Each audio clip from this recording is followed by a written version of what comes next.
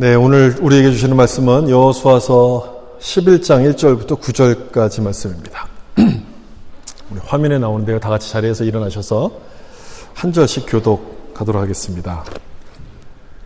하솔 왕 야빈이 이 소식을 듣고 마돈 왕 요밥과 시므론 왕과 악삽 왕과 및 북쪽 산지와 긴네롯 남쪽 아라바와 평지와 서쪽 돌의 높은 곳에 있는 동쪽과 서쪽의 가나안 족속과 아모리 족속과 헷 족속과 브리스 족속과 산지의 여부스 족속과 미스바 땅 헤르몬 산 아래 히위 족속에게 사람을 보내매 그들이 그 모든 군대를 거느리고 나왔으니 백성이 많아 해변에 수많은 모래 같고 말과 병거도 이 왕들이 모두 모여 나와서 이스라엘과 싸우려고 메론 물가에 함께 진쳤더라.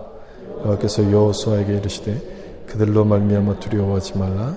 내일 이맘때에 내가 그들을 이스라엘 앞에 넘겨주어 몰살시키리니 너는 그들의 말 뒷발에 힘줄을 끊고 그들의 병거를 이 여호수아가 모든 군사와 함께 메론 물가로 가서 갑자기 습격할 때에 여호와께서 그들을 이스라엘 손에 넘겨주셨기 때문에 그들을 격파하고 큰 시돈과 미스르봇 마임까지 추격하고 동쪽으로는 한 사람도 남기지 아니하고 같이 읽겠습니다.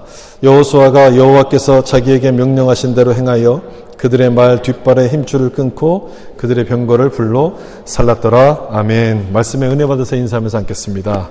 말씀에 은혜 받으세요. 가나안 북부 지역 정벌이란 제목으로 말씀을 나누겠습니다. 우리가 지난주에 하나님께서 전무후무한 기적을 통해서 여호수아에게 큰 승리를 거두게 하신 내용까지 우리가 살펴보았습니다. 10장의 앞부분에 그 내용이 나오고 10장 뒷부분을 설명하지 못했는데 그 뒷부분에는 이런 내용이 나오죠. 연합군과의 큰 승리를 거둔 다음에 여호수아가 그 주변에 있는 다른 성까지 정복을 하면서 가나안 남부 지역 전체를 다 장악하게 되는 그런 내용들이 10장 후반부에 이제 기록이 되어 있습니다. 지도를 보시면 여기 기브온에 모였던 그 남부 지역 연합군들을 거기서 이제 그 정복을 하게 되죠. 그 다음에 여기 막게다라는 곳에 숨어 있었습니다. 5명의 왕들이 그 왕들을 죽이고 그 5 왕들이 다스리던 그 성을 하나씩 정복해요. 막게다, 림나, 라기스, 에글론, 그다음 헤브론, 여기 마지막에 있는 드벨까지. 여호수아가 길갈에서 출동한 다음에 이 남부 지역 전체를 정복할 때까지 아마 몇 개월이 걸렸을 것 같아요. 그 몇 개월의 기간 동안에 돌아가지 않고 거침없이 군대를 몰아가지고 이 남쪽 지역 전체를 다 정복하게 됩니다. 오늘 본문에도 나오는 것처럼 이 전쟁에서 중요한 것은 마무리거든요. 끝맺음. 끝맺음이 굉장히 중요합니다. 이게 잘 되지 않으면 그 불씨가 남아있으면 다시 불이 붙는 것처럼 언제든지 이 사람들이 뭉쳐서 다시 공격할 수 있기 때문에 마무리를 확실히 하기 위해서 끝까지 밀어붙여서 이 모든 지역을 정복하게 된 거죠. 그리고 난 다음에 여호수아가 다시 길갈로 돌아가요. 길갈이죠. 길갈이라는 단어를 여러분 잘 기억하셔야 되는데 길갈에 이제 여호수아의 본부가 있었어요. 거기로 돌아가서 전열을 가다듬은 다음에 오늘 본문에 읽은 것처럼 가나안 북부 지역 정벌에 나서게 됩니다. 남쪽을 먼저 공격한 것은 남쪽이 북쪽보다 상대적으로 좀 약했거든요. 군사력이. 그래서 이 약한 지역을 먼저 정복한 다음에 그 여세를 몰아서 이 북쪽까지 정복하자 이런 계획을 세웠던 거였어요. 그래서 이제 본문의 1절과 2절을 좀 보시면 하솔 왕 야빈이 이 소식을 듣고 마돈 왕 요발과 시므론 왕과 악삽 왕과 및 북쪽 산지와 긴네롯 남쪽 아라바와 평지와 서쪽 돌의 높은 곳에 있는 왕들과 북쪽에 있는 그 모든 왕들이 연합하고 있다는 그 내용을 지금 여기서 기록하고 있는데 이 북쪽 연합군의 그 우두머리가 여러분 누구겠습니까? 가장 앞에 나오는 하솔 왕 야빈이라는 사람이 이제 우두머리예요. 리더예요. 이 하솔이란 성은 그 갈릴리 호수하고 아주 가까운데 굉장히 큽니다. 여리고의 한 25배 정도 된대요. 굉장히 크죠. 그리고 시리아와 바벨론, 애굽을 연결해주는 교통의 요충지였습니다. 따라서 10절에서 기록하고 있는 것처럼 모든 나라의 머리라고 이야기한 것처럼 이 북부 연합의 머리가 돼서 핵심이 되는 나라가 바로 하솔이었어요. 그리고 이 하솔을 다스리는 왕의 이름이 야빈이죠. 이 야빈은 깊이 생각하다 이런 뜻을 가졌어요. 깊이 생각하다. 그만큼 지략이 뛰어나고 지혜가 뛰어나다는 뜻인데 이런 왕이 1000해의 요새를 다스렸으니 이 하솔이 강력한 나라가 될 수밖에 없었던 거죠. 그런데 원숭이도 나무에서 떨어지는 때가 있는 것처럼 이 똑똑한 지혜로운 야빈이 결정적인 실수를 하게 됩니다. 1절에서 소식을 들었다고 되어 있죠. 야빈이 이 소식을 듣고 무슨 소식을 들었겠습니까? 가나안 남부 지역이 이스라엘에게 패했다. 이런 소식을 들었어요.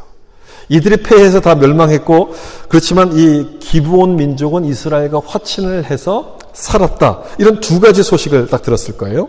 멸망의 소식과 구원의 소식 두 가지를 다 들었는데 그랬으면 내가 살 길이 뭔가 이걸 좀 생각하겠죠. 자기 살 길을 모색하고 좀 피하는 방법을 택할 수도 있는데 이 하솔은 싸우는 길을 택합니다.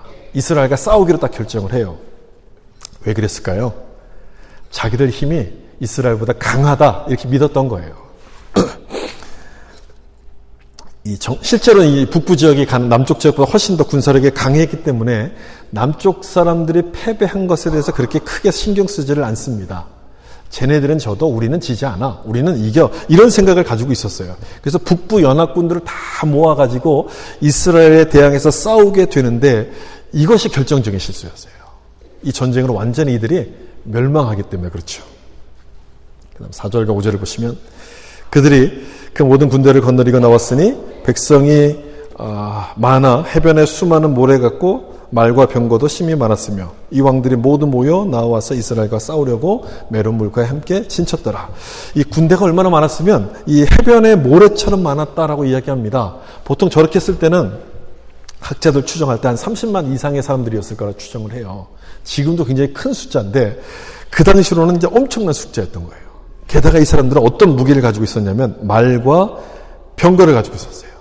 30만의 보병에 말탄 기병대에다 이 병거, 전차 부대까지 보유했던 그런 사람들이었던 거예요.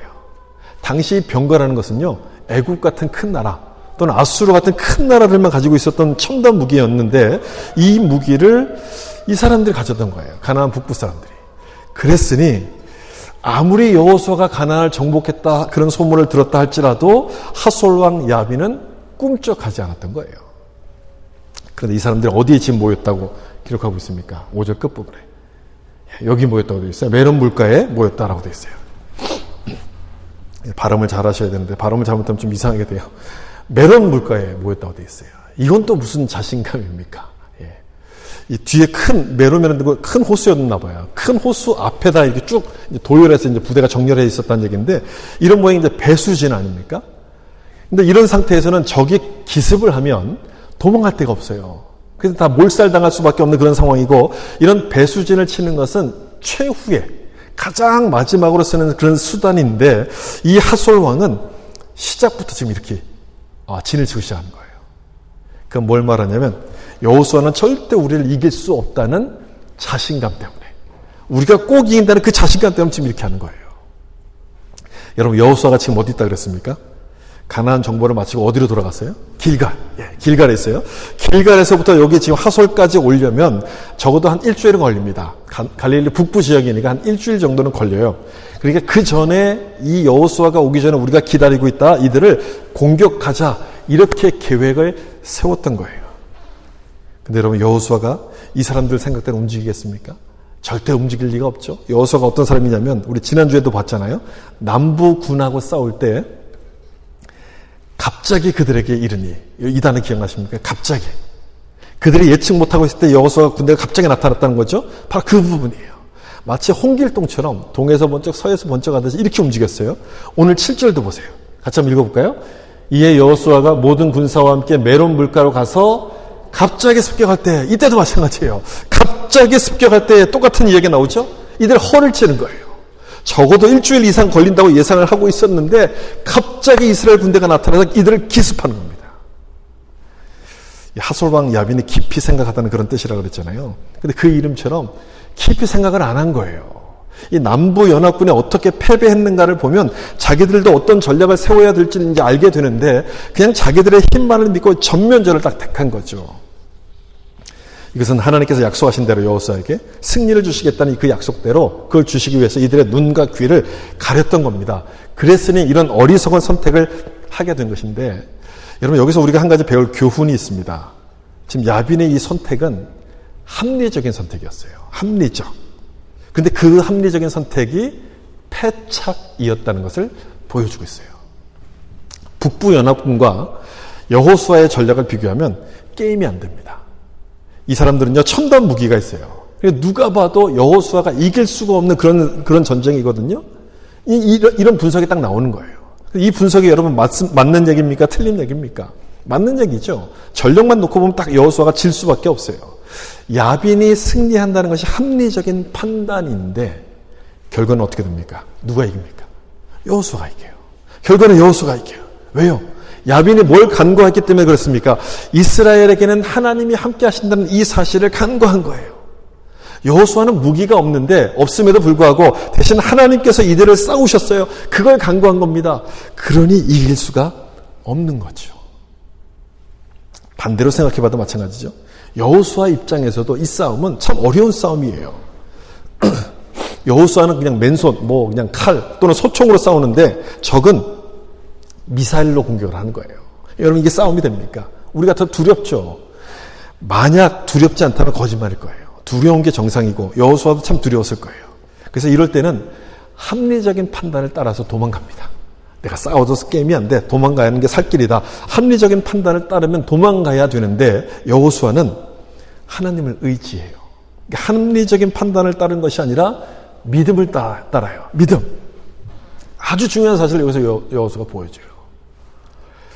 우리가 사는 세상도 사실 이 모습과 똑같아요. 세상은 우리 믿는 사람들을 미사일로 공격해요. 그런데 우리는 가진 게 없어요. 맨손으로 이 세상과 맞서 싸워야 돼요. 두렵죠. 두려워요. 두렵다 보니까 이 방법 저 방법을 다 막 찾게 되는데 여호수아를 여러분 잘 보셔야 돼요. 여호수아는 하나님을 찾고 하나님의 말씀을 들어요. 참 이 두렵고 힘든 상황에서 하나님의 말씀을 들어요. 오늘 6절을 보시면 여호와께서 여호수아에게 이르시되 그들로 말미암아 두려워하지 말라. 내일 이맘때에 내가 그들을 이스라엘 앞에 넘겨주어 몰살시키리니 너는 그들의 말 뒷발에 힘줄을 끊고 그들의 병거를 불사르라 하시니라. 그들을 두려워하지 말라. 하나님께서 그렇게 말씀하세요. 두려워하지 말라. 지난주에도 제가 말씀드렸지만 이 여호수아서에 특별히 두려워하지 말라는 말씀이 많이 나오는 이유, 그 이유가 무엇 때문이라고 그랬습니까? 여호수아가 두려워했으니까. 정말 여호수아는 실제적으로 두려워했어요. 두려워하는 이 여호수아에게 하나님께서 지금 말씀으로 지금 격려하시는 장면이거든요. 어떻게 격려하시냐면 내일 이맘때라고 딱 되어 있어요. 내일 이맘때. 그러니까 적이 예상한 시간보다 훨씬 빨리 거기 도착했다는 얘기예요. 이런 지혜를 주셔서 지금 하나님이 도와주시고 계시고 지혜만 주신 것이 아니라 또 말씀으로 격려해 주세요. 내가 그들을 이스라엘 앞에 넘겨주어 몰살시키리니 넘겨주어서 몰살시킬 것이다. 이렇게 하나님 말씀해요. 이 전쟁은 너가 싸우는 것 같지만 너를 통해서 내가 싸우는 전쟁이다. 이런 뜻의 말씀인 거예요. 그랬으니 여러분 여호수아 마음속에 힘이 생기지 않았겠습니까? 두려운 마음을 이기고 담대한 마음이 생겼을 거예요. 상황은 변한 게 하나도 없지만 여호수아의 마음은 담대해지는 거예요. 무엇 때문에? 하나님의 말씀을 들었기 때문에. 그래서 여러분 하나님 말씀을 듣는 것은 굉장히 중요합니다. 말씀을 들으면 믿음이 생기고 말씀을 들을 때 세상에 맞설 수 있는 담대함이 생겨요. 우리는 아무것도 없잖아요. 아무것도 없는 우리가 첨단 무기로 무장한 이 세상을 여러분 어떻게 이기겠습니까? 그 이길 수 있는 비결이 하나님 말씀에 있다는 것을 이 여호수아가 지금 우리한테 보여주는 거예요. 여러분 어떠십니까? 하나님 말씀을 잘 듣고 계십니까? 하나님 말씀을 잘 귀 기울여서 듣습니까? 하나님께서 우리를 격려하시는 방법은요. 말씀을 통해서 우리를 격려하세요. 말씀을 통해서 우리 가운데 힘을 주세요. 그렇기 때문에 우리는 이 말씀을 잘 들어야 돼요. 여호수아가 두려워하지 말라는 이 말씀을 들었던 것처럼 우리도 그 말씀을 듣고 또 들어야 돼요. 하나님이 우리를 사랑하신다는 말씀을 들으셔야 되고요. 내가 너와 함께 하신다는 그 말씀을 듣고 또 들어야 돼요. 믿음은 들음에서 나며 들음은 그리스도의 말씀으로 말미암느니라. 들어야지 믿음이 생기는 것이고 그 들어야지 우리 마음이 담대해지기 때문에 그렇다는 거예요. 여러분 이거 아십니까? 성경에 366번 반복해서 나오는 말씀이 있어요. 366번을 계속 반복해서 나오는 말씀. 그 말씀 여러분 뭔지 아십니까? 이 말씀이에요. 두려워하지 말라. 이 말씀. 이 말씀이 366번, 366번 기록되어 있어요. 1년 내내 365일 동안 이 말씀을 계속해서 반복해서 들어야 된다는 것과 같은 뜻인 거예요. 하루도 빼지 말고 이 말씀을 들어야 된다. 그런 의미겠죠. 그래서 365번이 아니고 366번이에요. 왜 366번을 기록했을까? 4년마다 한 번씩 돌아오는 윤년이 끼면 날짜가 하루가 더 많아지잖아요. 그래서 366번일 것이다.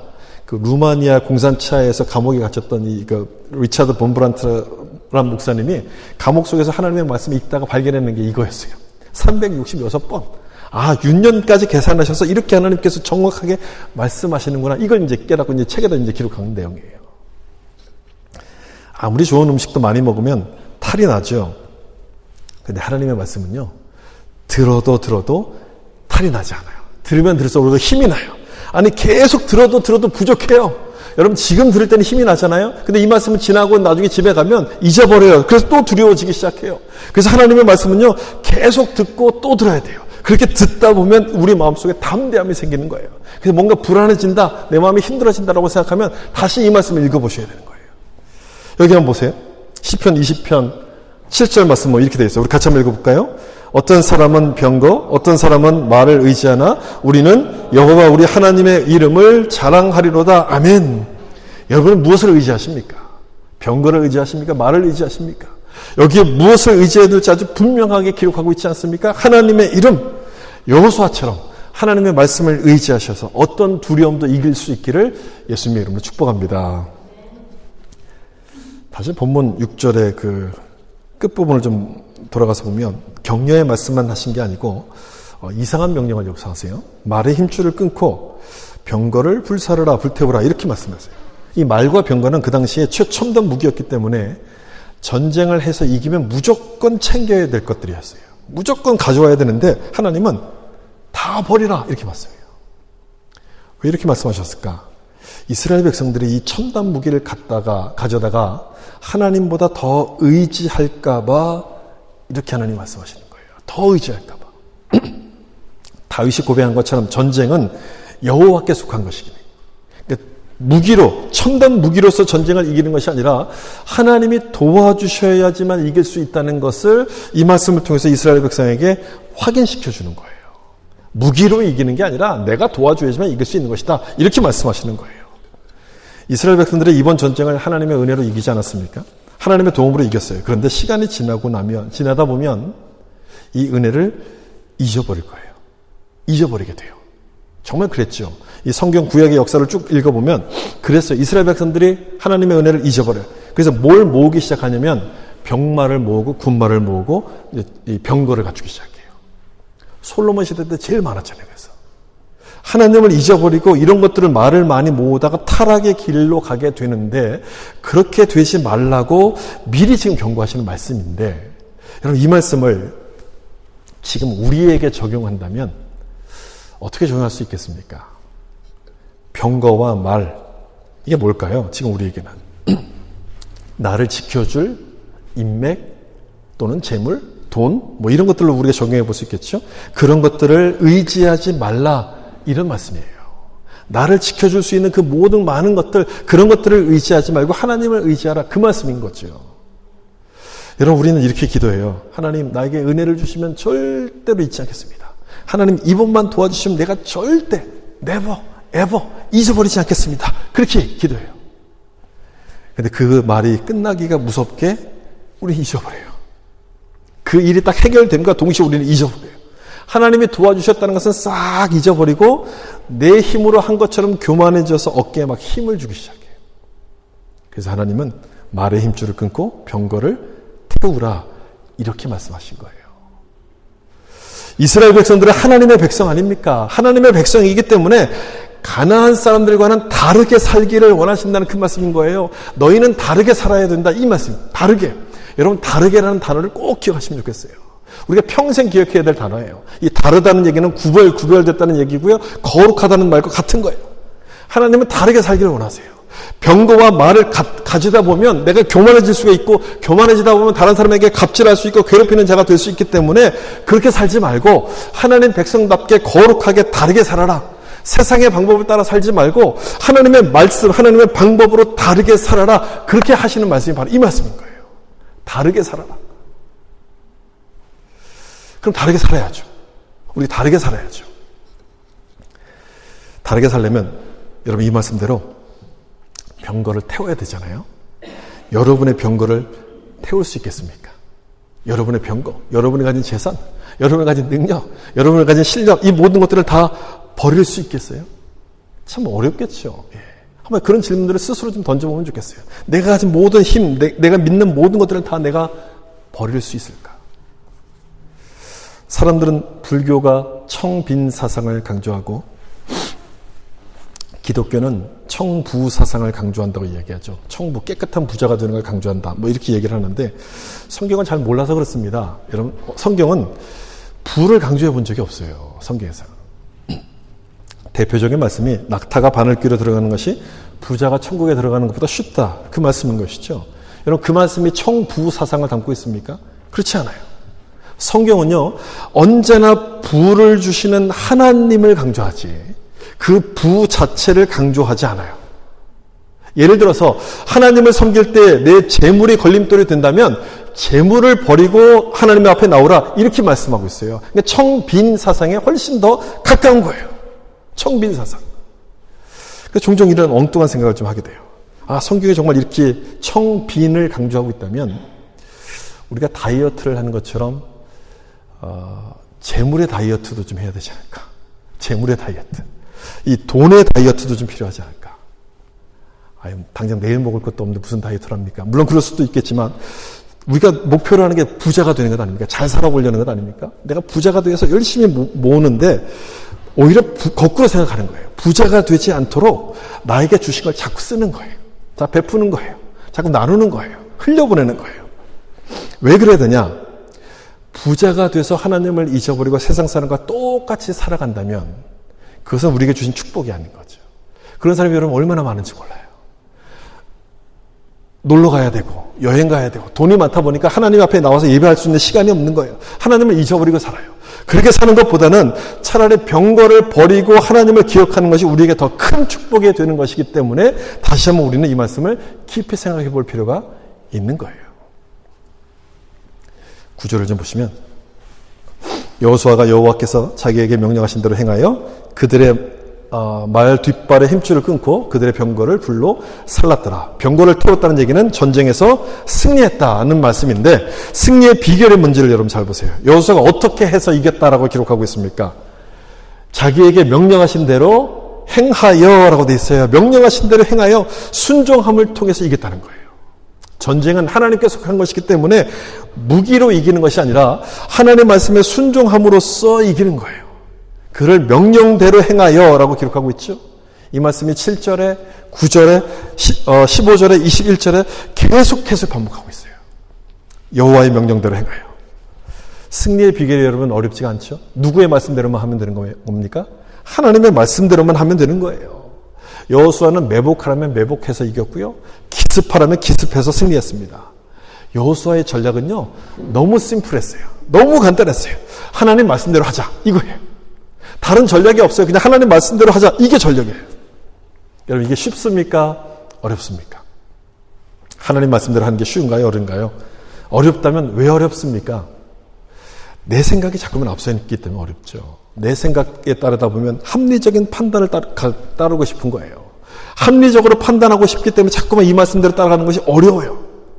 남들이 다 가는 저 넓은 길로 가고 싶은 마음 때문에 이 말씀을 따라가는 게 어려워요. 근데 여러분 거기에 넘어가시면 안 돼요. 주님은 넓은 문, 넓은 길로 가지 말고 좁은 문으로 가라 말씀하시잖아요. 이 길이 맞는 길이라는 얘기예요. 하나님 말씀대로 하는 것이 비합리적인 것처럼 보이지만 사실 거기에 승리의 비결이 있어요. 하나님 말씀대로 하는 것. 때로는 믿음의 길을 가는 것이 바보처럼 보입니다. 우스워 보여요. 세상은 미사일로 우리를 공격하는데 내가 하나님 말씀만 막 붙들고 기도하고 있으면 얼마나 바보 같아요.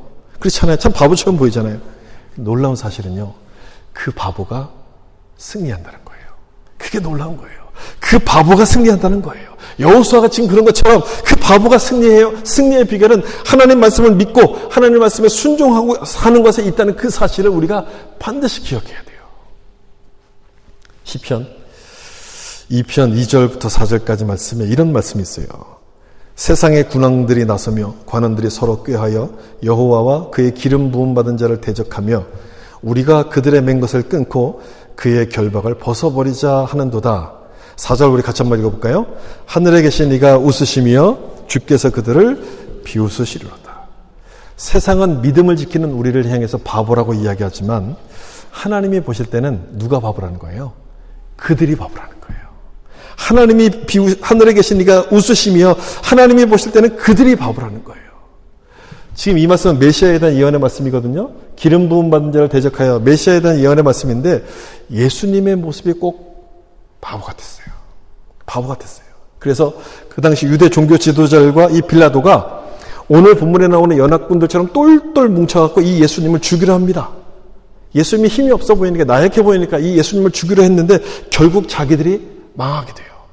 십자가를 통해서 우리들의 죄를 용서하신 것뿐 아니라 부활하심으로 말미암아 예수님은 완전한 승리를 거두게 되세요. 완전한 승리를 거두셨어요. 자기들 꾀, 이 사람들은 자기들 꾀에 빠져서 스스로 넘어가서 패망하게 되고 맙니다. 그러므로 바보처럼 보여도 견디셔야 돼요. 내가 이 말씀대로 하다 보면 내가 망하는 거 아니야? 이렇게 염려가 돼도 여러분 계속 순종하셔야 돼요. 계속. 순종하는 것에 승리의 비결이 있는 것이고 말씀대로 순종하는 자에게는 여호수아와 같은 놀라운 은혜를 주신다는 그 사실을 이 말씀을 통해서 여러분 다시 한번 믿으시길 바랍니다. 이제 연합군을 무찌르고 난 다음에 여호수아가 잔당들 소탕에 이제 나서게 되는데 여기 12절을 보시면 여호수아가 그 왕들의 모든 성읍과 그 모든 왕을 붙잡아 칼날로 쳐서 진멸하여 바쳤으니 여호와의 종 모세가 명령한 것과 같이 하였으되 모든 성과 모든 왕을 진멸했다라고 얘기하죠. 앞에서 제가 이야기한 것처럼 전쟁에서 중요한 것은 마무리거든요. 끝맺음이 중요하기 때문에 불씨를 남겨놓으면 언제든지 이 불이 다시 살아날 수 있잖아요. 이 사람들도 마찬가지예요. 언제든지 다시 공격할 수 있기 때문에 끝맺음을 하는 게 굉장히 중요해요. 그래서 가나안 남부 지역처럼 북부 지역도 모든 성과 남은 병력들을 다 소탕했다는 바로 그 말씀인 거예요. 영적 전쟁도 마찬가지죠. 여러분 교회 역사를 보시면요, 그 부흥이 있던 곳에, 부흥이 있던 그 지역에 꼭 이단이 번성합니다. 처음에는 부흥하는데요, 시간이 좀 지나고 나면 그 자리에서 꼭 이단이 번성해요. 그러니까 마무리가 중요하다는 얘기예요. 겉으로 드러나 있는 현상만 제거하면 안 되고 그 뿌리까지 완전히 제거해야지만 사탄이 틈을 타지 못한다는 거예요. 그래서 여호수아 이렇게 마지막까지 남은 잔당들을 다 소탕하는데 지도를 좀 보시면 이쪽이 가나안 남부 지역, 여기 북부 지역이죠. 여기 갈릴리 호수 있고요. 이쪽 지역을 지금 정복하는 거였어요. 남부와 북부 지역에서 정복한 곳들이 이렇습니다. 오랜 시간에 걸쳐서 싸워서 점령하게 되는데 기브온 주민을 제외하고서 모든 지역을 다 여호수아가 정복해요. 그래서 여호수아 11장 마지막 부분에는 이 여호수아가 정복했던 이 북쪽 지역 사람들의 이름을 쭉 기록하는데 그 말씀을 읽다 보면 눈에 띄는 사람이 하나가 나옵니다. 한번 보시겠어요? 21절, 22절 우리 같이 한번 읽어보겠습니다. 그때 여호수아가 가서 산지와 헤브론과 드빌과 아납과 유다 온 산지와 이스라엘의 온 산지에서 아낙 사람을 멸절하고 그가 또 그들의 성읍들을 진멸하여 바쳤으므로 이스라엘 자손의 땅에는 아낙 사람들이 하나도 남지 아니하였고 가스와 가드와 아스도데만 남았더라. 어떤 사람이 여러분 눈에 딱 띕니까? 누가 나와요 여기? 두 번 반복해서 나오죠? 아낙 사람.